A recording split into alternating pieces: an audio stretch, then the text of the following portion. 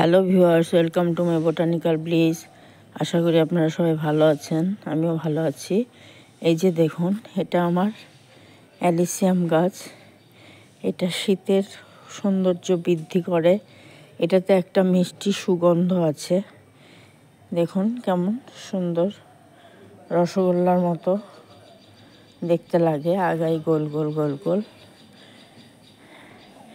এটার মাটি আমি তৈরি করেছি 50% বাগানের মাটি, 30% গোবর সার, 20% কোকোপিট দিয়ে।